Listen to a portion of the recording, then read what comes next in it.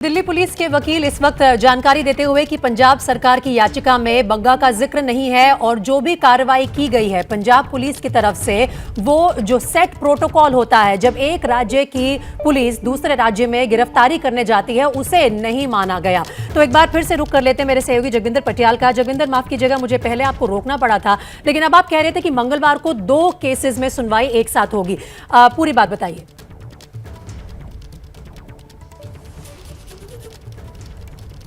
खबर ये आ रही है कि तेजेंद्र बग्गा ने जो मोहाली में एफआईआर दर्ज की गई है उसे क्वैश करने के लिए हाईकोर्ट का दरवाजा खटखटाया है।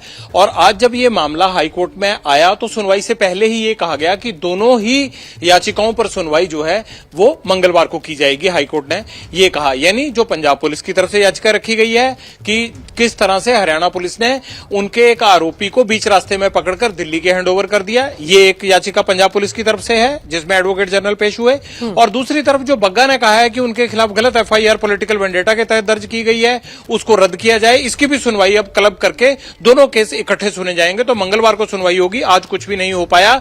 अब ये जो सियासी बवाल है मुझे ये लगता है कि मंगलवार तक यूं ही जारी रहेगा। और साथ ही जगविंदर, अगर दिल्ली पुलिस के जो वकील हैं उनका जो बयान आया है अभी उस पर बात करें तो दिल्ली पुलिस का पक्ष ये है कि हमने तो जो शिकायत दर्ज की है वो अज्ञात लोगों के खिलाफ दर्ज की है, क्योंकि तेजिंदर पाल के पिताजी का ये कहना था कि कुछ अज्ञात लोग जो कि वर्दी में भी नहीं थे वो मेरे बेटे को उठा के ले गए। और ये भी एक तरह से पंजाब पुलिस ने प्रोटोकॉल नहीं फॉलो किया। अगर वो दूसरे राज्य में जा रहे थे तो फिर वो यूनिफॉर्म में क्यों नहीं गए?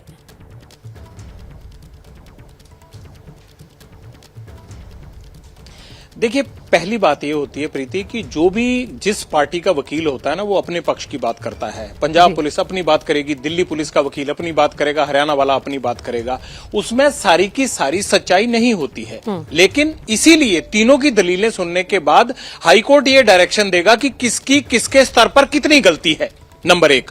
नंबर 2 जो है, ऐसा कभी नहीं होता है कि किसी भी आदमी को उठा के लाएं और ये ना बताया जाए, भले प्लेन कपड़ों में हो वर्दी में हो, वहां वीडियो बने होंगे इस बात के। और अगर कोई डीएसपी जनकपुरी थाने गया है विद यूनिफॉर्म और शाम तक वो वहां बैठा रहा है तो ये बात नहीं है कि इसका पता नहीं था कि कौन आदमी बग्गा को कौन उठा कर लेके गया। ये बातें अलग हैं, ये अब कोर्ट देखेगा। अगर मैं और आप बात करेंगे तो गलती हरेक के स्तर पर थोड़ी थोड़ी रहती है। सवाल ये है कि पॉलिटिकल बॉसेस के ऑर्डर को फॉलो करते हुए पुलिस से जो कुछ हुआ है, अब उसमें कौन कितना सही और कौन कितना गलत था, क्या प्रोसीजरल लैप्स था, ये हाईकोर्ट तय कर देगा कि किसकी कितनी गलती थी। लेकिन कोई भी पार्टी ये थोड़ा मानती है हाईकोर्ट में जाकर कि हां मेरे आदमी ने गलती कर दी है। वो कहते हैं हमने गलती नहीं की है, दूसरी पार्टी की गलती है। अब दूसरे को ये जस्टिफाई करना है कि उसने गलती की है या नहीं की है। उसके बाद हाईकोर्ट कागजों के आधार पर अपना निर्णय देगा, आगे की गाइडलाइंस इशू करेगा।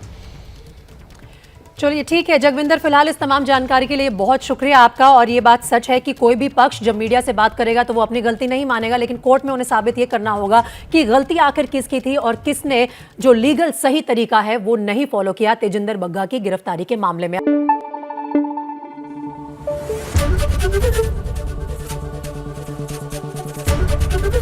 एबीपी न्यूज आपको रखे आगे।